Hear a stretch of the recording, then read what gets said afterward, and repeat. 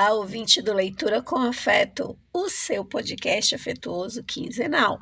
Eu sou a Marilane Freitas e hoje, voltamos desse recesso aí de mais de 30 dias de final de ano e esperamos que vocês estejam bem.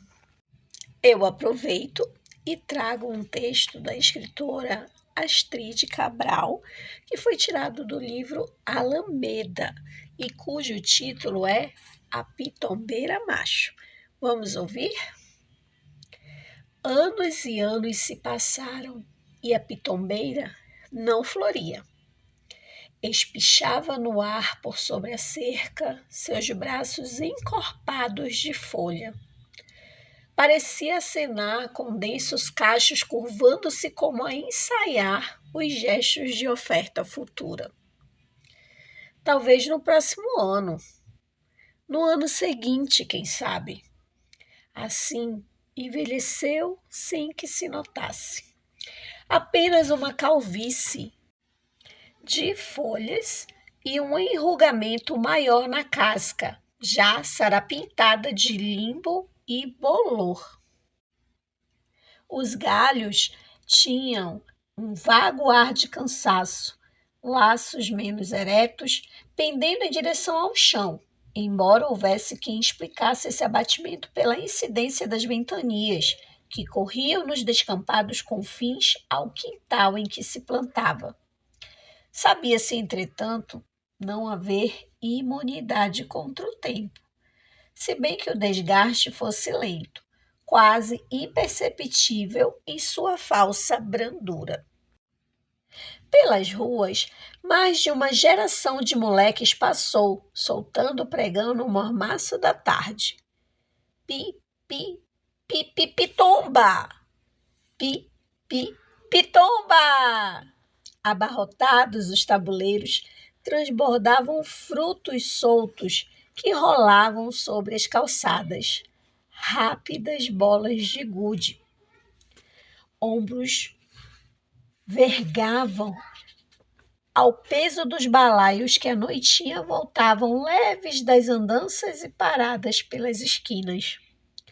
Aquela pitombeira fazia greve, zombava dos estrumes, desmentia o chão, pródigo a outras raízes. O quintal era povoado e as copas se entrelaçavam, filtrando os dias. Inchavam e amarelavam as goiabas para a gula das curicas e dos passarinhos. Se, espatifadas em meio à terra, escancaravam o coração rosado ao vai e vem de tapurus. Altas mangueiras desprendiam com estardalhaço frutas maduras, cuja casca se rasgava ao cair. Banqueteavam-se chusmas de mosquitos atraídos pela fermentação, a umidade e o calor reinando. As excrescências azedas dos limões caianos brotavam dos caules, dando-se à altura das mãos. Ultrapassando telhados, os esguios pés de abil costelavam-se de frutos maduros, e as pitombeiras dos terrenos contíguos. A esterilidade da pitombeira parecia provocação, teimosia de burro. O carvoeiro surgiu, dizendo que ia dar um jeito, que já tinha curado a manha de muitas. E lá se ia a enumeração.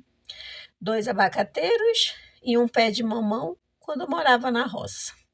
Sem contar as plantas de enfeite que tinha feito dar flor.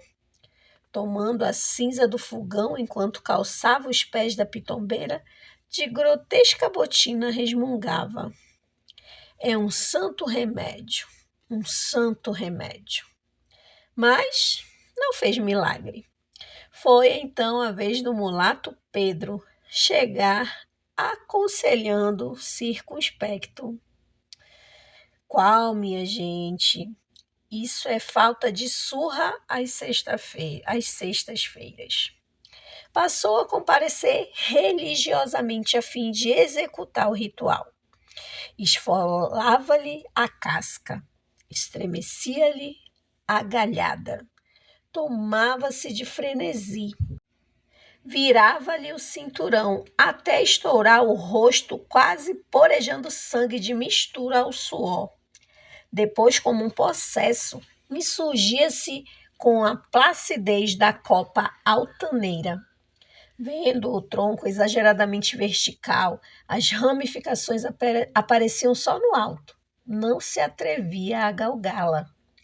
Deixava-se ficar embaixo, munido de vara e paciência, a sacudir os galhos indefinidamente, até que o cansaço o subjugasse. Mas o cansaço não tinha o poder de entristecê-lo. Ia-se embora feliz e aliviado. Então, logo o tempo vinha confirmar a suspeita de todos, agravando o desprezo geral. A esperança frustrada da preferia a raiva à piedade. Não se concebia num quintal tão cheio de espaço desperdício assim. Por que não plantar outra pitombeira? Aquela até agourava a espécie, lembrando um possível extermínio. Condenando-a, havia a gula despeitada que era de uma vingança irremediável. Os frutos negados pareciam ser arrancados da boca de cada um. Daí, sentenciarem em unanimidade a pena de morte. Algumas crianças chegaram brincando de roda ao redor da pitombeira. De braços frágeis, não a protegeram por muito tempo. Dispersaram-se ao mando dos adultos, para se assustarem com o gemido seco da madeira e o baque do corpo surdo e manso, com um gesto de resignação. Depois, escancarou-se o sol no vazio, um sol de ardência sufocante, a murchar os matinhos de entre as pedras e por sombra no coração dos homens, pela sombra desfeita. Esse conto da Astrid Cabral é um convite a várias reflexões, né?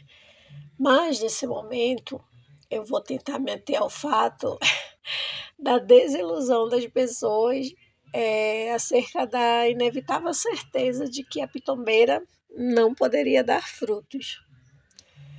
Embora as pessoas tivessem plantado, criado uma expectativa pelos frutos da pitombeira, que por sinal são deliciosos, de um azedume ácido e doce ao mesmo tempo, a pitombeira jamais daria frutos, jamais iria satisfazer o desejo daquelas pessoas. E lendo o texto, eu fiquei refletindo, né? Como uma escrita pode ser tão atual e como a autora consegue transmitir uma ideia tão inquietante através desse conto. Quantas vezes nós também deixamos de corresponder às expectativas dos outros e eles, por sua vez, nos cortam da sua vida, né, da convivência, por achar que não há nada além daquilo que eles esperavam que você pudesse oferecer, né? E algumas vezes isso é bênção, né? Tem um ditado que diz, né? O que não é bênção é lição, então é mais ou menos isso. Essa história da pitombeira macho, ainda que não desse frutos, né? Eu penso que ela trazia sombra, ela trazia galhos que poderiam, né, servir para atar uma rede, por exemplo, fora a possibilidade de ser uma árvore, né, frondosa, que possibilitaria muitas brincadeiras, né, tanto para os adultos quanto para as crianças. Então, esse texto ele me fez refletir muito nisso, né? Quantas vezes nós também, né, fazemos isso, criamos expectativas sobre a forma de ser, de pensar de outras pessoas e não digamos assim, habilitamos, não tentamos entender o outro na forma e na sua essência de como ele é de fato e perceber o que aquela pessoa tem de bom a oferecer, né? A gente se fecha e não recebe nada daquilo que de repente ela tem a oferecer, né? E é claro que existem vários outros pontos que a gente poderia estar conversando, né, e dialogando dentro desse texto, mas eu prefiro ouvir dos nossos ouvintes, né? Você gostou desse episódio, desse texto? Conta pra gente o que você achou, né, desse texto, faz um comentário lá no nosso Instagram, Leitura com Afeto Podcast, ou no nosso canal do YouTube, onde também você pode encontrar todos os nossos episódios. E nós teremos o maior prazer em ler o seu comentário e ter essa interação com cada um de vocês. Desde já eu agradeço, espero que vocês tenham gostado do nosso episódio e fiquem nos acompanhando e até o próximo episódio. Um grande abraço afetuoso.